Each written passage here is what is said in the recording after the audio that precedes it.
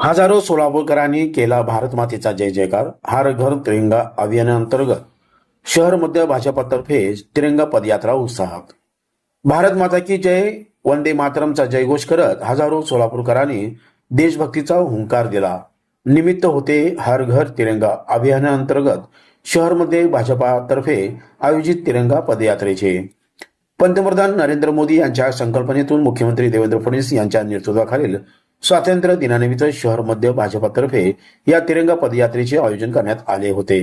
ग्रामविकास मंत्री तथा सोलापूर जिल्ह्याचे पालकमंत्री जयकुमार गोरे व महापौर विनायक कोंडल यांच्या प्रमुख उपस्थित मेकॅनिक चौक येथील आमदार देवेंद्रदादा कोटे यांच्या संपर्क कार्यालयापासून या पदयात्रेस प्रारंभ झाला. संपर्क कार्यालयापासून सुरू झालेली पदयात्रा सरस्वती चौक मार्गे 4 हुतात्मा चौक, डॉक्टर बाबासाहेब आंबेडकर चौक, पार्क येथे पोहोचली. यावेळी डॉक्टर बाबासाहेब आंबेडकर यांच्या पुतळ्यास अभिवादन करून पदयात्रेचा समारोप झाला.